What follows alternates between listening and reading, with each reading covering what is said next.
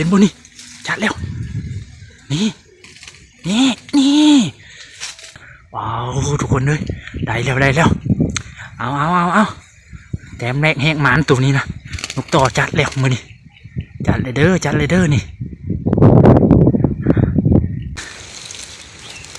งามอยู่ทุกคนนี่สบายดี FC มาดูทุกคนเนาะทุกคนนกป่ามานกเฮาต่อนี่เฮาเกาะไปแต่เช้าบุญนะนกป่ามานกเด็ห้องอยู่นั่นทุกคนไปเขาไปเบิ้งนกเฮาทุกคนมือเช้ามานี่บ่ได้อันนั้นบ่ได้อัดคลิปเด้อทุกคนเด้อนี่ยังห้องอยู่เฮามาเลยยินห้องอยู่นั่นทุกคนมาลุ้นนะเบิ้งน้ำกันทุกคนมาลุ้นเบิ้งไว้มึงเถื่อนยังมาให้เฮาบ่บาดนี่เฮากลับมาเกาะบนเก่าทุกคนเลยเฮามาเกาะที่เสาบุญลั่นเบิ้งนึงทุกคนนั่นเห็นบ่ตูนเฮาอยู่นั่นทุกคนลั่นเบิ้งนึงนี่อุ้ยถึกทุกคนแต่บูมันมาแล้วบ่นี่เอ้าทุกคนแจ็บจัดแล้วทุกคนจัดแล้วนี่ว้าวสร้างผลงานแล้วบ่นี่นกต่อสร้างผลงานเลยทุกคนยังตัวหนึ่งห้องจุ่มยานมันมา2ตัวเฮากับบุ้งดอกวานมาจากตัวนี่ทุกคนนี่เห็นบ่นี่จัดแล้วนี่เต็มแรกของตัวนี้เนาะแต่ว่าได้นกแต่งนกหยังก็ได้มาแล้วนี่โอ้ดูทุกคนเบิ่งเขาจะขึ้นไปทำก่อนทำมาเกาะที่เสาทุกคนเลยตอนทำมานบ่ได้อัดคลิปทุกคนเพราะว่าโทรศัพท์ซากไว้อยู่มาที่เสาซากไฟเต็มเลยกะเขาก็มาเบิ่งเนาะ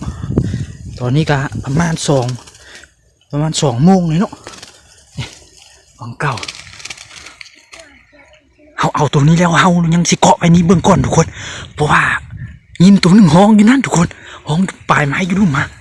คิดว่าสิบุถือได้นี่คิดว่าสิบุมานได้นี่เอามันละเกาะลัดนะว้าวทุกคนเลยได้แล้วเอาแต้มแรกแหกหมานตัวนี้นะนกต่อจัดแล้วมือนี่จัดเลยเด้อนี่พูดละแล้วมันมากับทุกคนมือเช้าเข้ามากับยินมันห้องอยู่พูดละห้องอยู่ลุ่มมุ้นเนาะก็บุคิดว่ามันจะขึ้นมาหานกเอาลมกับอ่าวแห้งอยู่ได้ทุกคนเลยลมอ่าวแห้งอยู่จะเอากับง่อยก็ต่ออยู่ทุกคนเสียวอยู่จะเสียวอยู่เนี่ยมันดูตุ้มนะตีน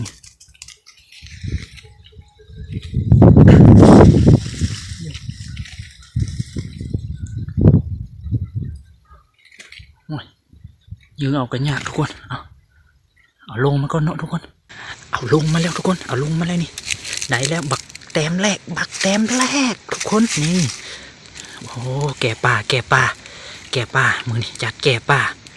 นี่ยังห้องอยู่กำลังที่หนีทุกคนจะเอานกเลยกะเกาะขึ้นเกาะก่อนเนาะทุกคนมันกำลังที่หนีเนี่ยพอทึกเลยนกตัวเขาบ่ห้องบุเริ่มลงไปลุ่มพุ่นเลยเนี่ยปิดเปี้ยวอยู่พุ่นมันออกมาเลยทุกคนยังห้องอยู่พุ่นนะยังห้องอยู่พุ่นเขาสิเกาะขึ้นอีกทุกคนเนี่ยปิดเปี้ยวอยู่นกกำลังมาหลีก่อนทุกคนเนี่ยยังห้องอย่างนั้นนกตัวเขาเกาะนี่พาออกมาพูดทุกคนไปมันหลีมันมา2เลยห้องต่อเดียวเลยยังมีลุ้นอยู่ทุกคนยังมีลุ้นแต้ม2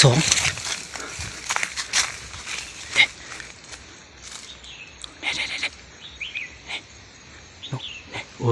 ยังอยู่กกหันทุกคนกกไม้ใหญ่ฮะนะเนี่ยมาแนวเลยต่อคิดว่าสิบุถือได้มาเกาะที่เสาทุกคนไปมันลีก่อน ห้องไปแต่วันเลยจัดเลยทุกคนเนี่ยแต่ว่าลมอ้าวแห้งเลยทุกคนตอนนี้นั่งจอบก่อนทุกคน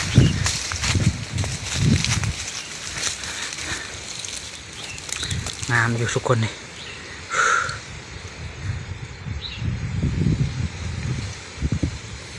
ตัวนี้หากระจัดเต็มแรกเนี่ยทุกคน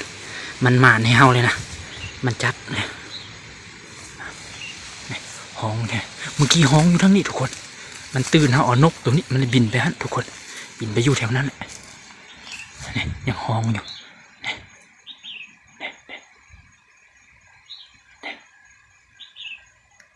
ถ้าเบิ่งมันสีหมานแต้มสองหมดทุกคน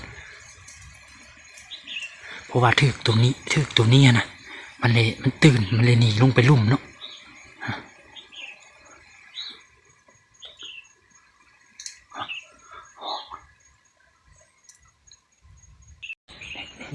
ห้องสูกับนกต่ออยู่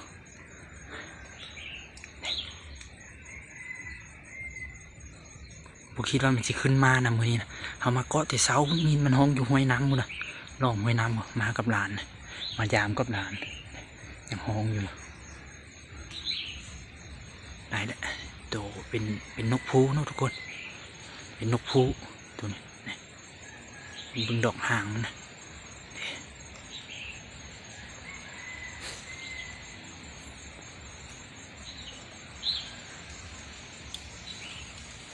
มื้อเช้านี้ก็บ่ได้ถ่ายคลิปตอนเข้ามาเกาะนะไฟโทรศัพท์ทุกคนมืดเต็มเมื่อคืนสร้างบุเข้ามาแปลงแทบแปลงว่าตอนนี้ก็ไฟก็50%นึงมาเลยพอดีได้ยินนกฮ้องนะเขามาเบิ่งเลยแจบตัวหนึ่งทุกคนแต้มแรกของเพิ่นเลยเนี่ยแต่ว่าได้3-4แต้มเลยแต่ว่าได้นกดกแตงกับนกอันนั้นนกแตนแวนทุกคนห้องอยู่แถวต้นไม้ใหญ่พวกนี้กาขึ้นมาเนี่ยพวกโอ้บัวก้นแดงดีทุกคนนกป่าตัวนี้เขาสิเอาไปขังน้ำนกตัวนั้นก่อนนกต่อตัวหนึ่งเอาไว้อยู่เฮือนนะตัวเขาว่าไฮฟีเนาะตัวเขาสิไฮฟีเขาสิไปไว้น้ำตัวนั้นให้ตัวนั้นสอนกินหัวอาหารทุกคนห้องดีขนาดตัวนี้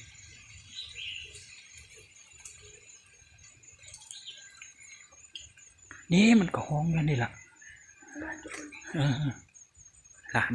ลานถามว่านกนี่ใช่เนี่ยมันอยู่ปลาเหล่าต่ำๆเลยทุกคนมันไม่ได้อยู่กงไม้ใหญ่มันมาปลาเหล่าต่ำๆนี่แหละแต่ว่ามันตื่นนะถึกตัวนี้มันเลยตื่นถึกตัวนี้มันเลยตื่น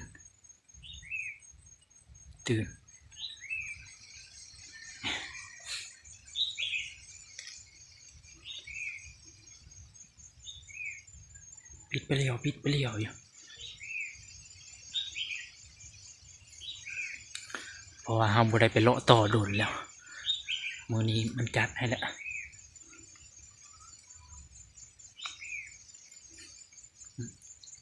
มาแอบมันทุกมื้อนี้ก็สมหวังเลยทุกคนเลยได้แล้วสมหวังเนี่ยฉัน FC คนใดเนาะอยากได้เนาะนี่เนาะติดต่อมาแต่ว่าเราสิเลี้ยงให้มันกินหัวอาหารก่อนทุกคนจึงแบ่งให้แต่ว่าฉันสนใจแล้วก็เม้นเข้ามาไว้ได้เนาะทุกคนเห็นคลิปนี้เนาะจะน้อยเอาก็เจาะเบิ่งจังน้อยเลยก็เอาเมื่อเอานกตัวนี้ไว้ก่อนทุกคนเมื่อเอานกนี้ไว้เลยก็สร้างไฟโทรศัพท์จังน้อยเลยก็จึงมาเจาะเบิ่งอีกนะอยู่ป่าทุกคนอยู่ป่าปิดอยู่เอาว่าสิเมื่อแหละนี่มันมาจับงอยอยู่ทั้งหัวตุ้มทุกคนง่าไม้ตัวเขาเกาะตุ้มมาแหละมันมาจับงอยอยู่นั่นมันงอยเด็กห้องปีบอยู่มันมางอยอยู่เขาสิเอาเมื่อเอานกตัวนี้ไว้กะลุกไปยานมันตื่นทุกคนมันมาทารุนน้ำกันทุกคน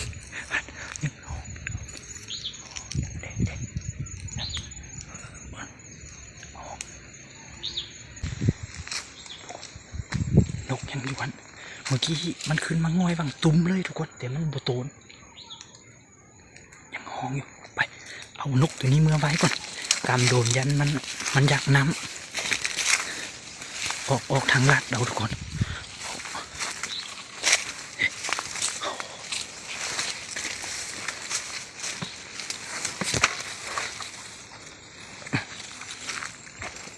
ว้าวเมื่อกี้นี่มันงอยอยู่เลยงอยอยู่เทิงหัวตุ้มมันทุกคนแต่ยานมันยังตื่นนะมันยังตื่นตัวอะไรตัวนี้เนาะแล้วดูเอานกตัวนี้เมื่อไว้ค่ะโดนๆจักน้อยจึงมาลุ้นทุกคนเลยตัวนี้เมื่อขังก่อนเนี่ยอย่างห้องเปรี้ยวๆเสียเดียวอยู่อ๋อเมื่อกี้มันมาจับอยู่เทิงเนี่ยเขาลุ้นว่ามันชิโตนเลยพอโตนทุกคนเอาเลยจอบออกมาก่อนมาหอดเฮือนแล้วทุกคนมาหอดเฮือนเลยเสี่ยวนกมาไว้ก่อนเสี่ยวนกมาไว้ก่อน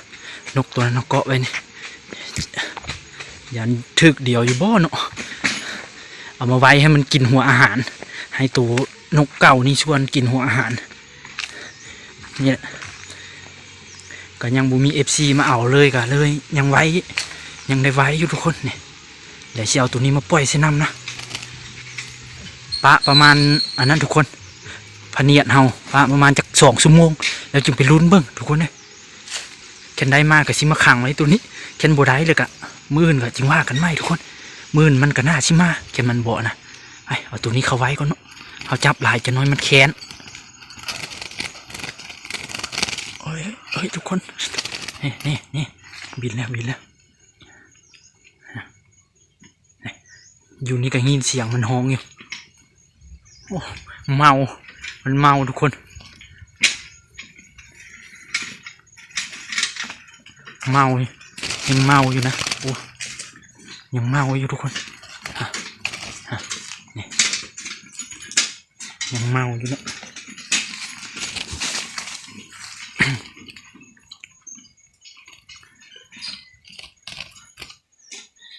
ถึกเอาโดนได้เฮากะกำมันโดนพดเนาะทุกคนเงาอยู่เงาอยู่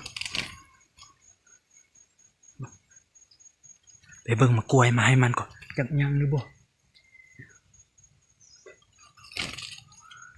คนว่าแหละนกเก่าตรงคู่มันเห็นบ่เสียงอ่ะคู่พิดเปี้ยวอยู่ทุกคนตัวผู้กับตัวผู้ได้อยู่น้ำเดียวเลยพังไม่เสียงมันคู่ตัวนั้นบุกาบินเลยทุกคนย่างไว้อยู่มัน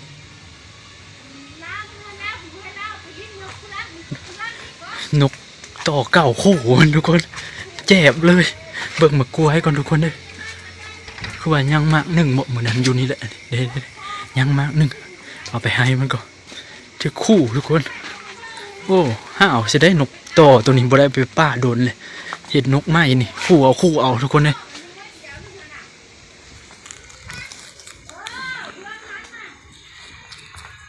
นกมาได้ไหมนี่ทุกคนต้องมีมากไม้ให้มันกินนะทุกคนทำอีกต้องเอามากไม้ได้โอ้สุดยอดอยู่ตัวนี้คู่เป็นคู่เจ้ยคู่มันร้ายสอนมันกินมากแน่นี่เดี๋ยวมาออกนี่หรือเวนแหละเสียวอยู่ทุกคนเลยจังหวะเปิดนี่คู่เป็นคู่เพิ่นกะ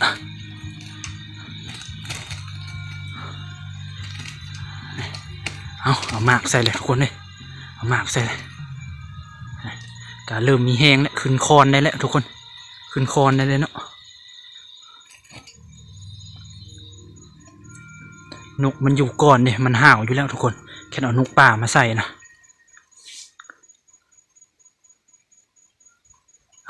แล้วจึงไปลุ้นน้ำกันทุกคนตอนนี้ก็อันนั้นแหละทุกคนเนี่ยแรงเลยนะประมาณตอนนี้ก็4 โมงป่ายแล้วทุกคนตะเวนก็ใกล้ตกเลยทุกคนพี่ตะเวนก็อยู่พี่แล้วเนาะเฮาสิพยายามพะเนียดเฮายังเกาะไว้อยู่หลังแหละ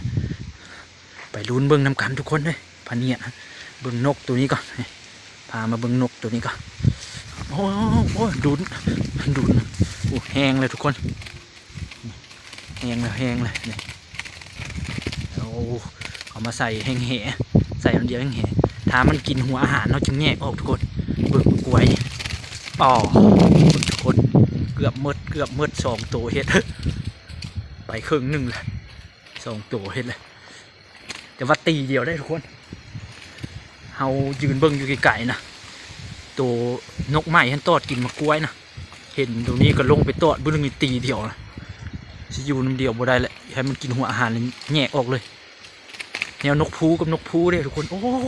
หางหมดแล้วเห็นเลยหางไปเลยหางหนึ่งทุกคนหางนกใหม่ออกมึงดูตีนแห้งพวกนะไปเลยหางหนึ่งแห่พวกเนาะไป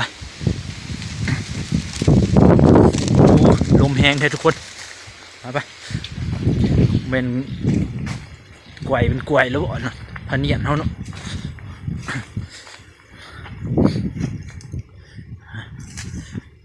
พอยัง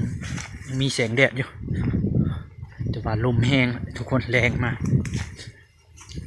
ไปเบิ่งบางเทื่อมันก็แค่มันบุชึกมันก็หนีแล้วทุกคนซ้ำนี่นะนก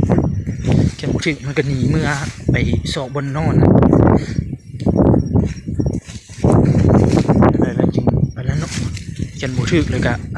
มื่นมาแค่อากาศดีเนาะอากาศดีก็ได้เอาไปเกาะอีกข้างหลังนะแค่พาบดพานั้นก็บ่ได้เอาไปเกาะทุกคนเลยแบบแค่พาลมแห้งนะแค่ตื่นเช้ามาในลมแห้งเลยบ่อยากเอาไปเกาะเพราะว่ามันติงเนาะพะเนียดมันติงเลยนกบ่อยากโตนะทุกคนวังพะเนียดเขาเกาะอยู่กกไม้ทุกคนนะแค่กกไม้ใหญ่นี่แหละไปเอาสิลาดไปทางนี้เลยแหวนมันหนีแล้วบ่แค่บุถือกะมันหนีเมื่อนอนทุกคนนกนะมันค่ำเลยเด้เตะกระต่อเกือบล้ม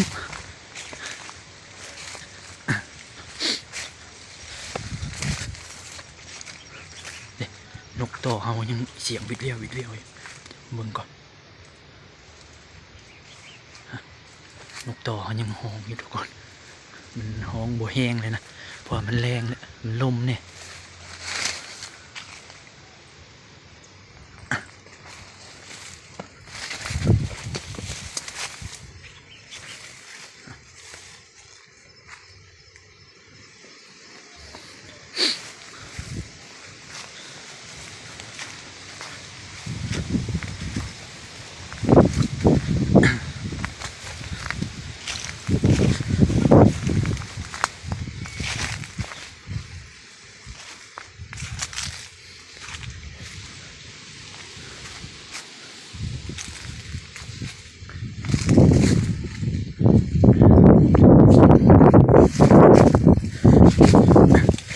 ตัวสั่นทุกคนมันหนีแล้วทุกคนหนีเลยตอนเขาจอบอยู่แล้วนะตอนได้นกเขาเลยออกไปนะจับอยู่งานแล้ววะงอยอยู่แล้ววะดองไปดองมานะ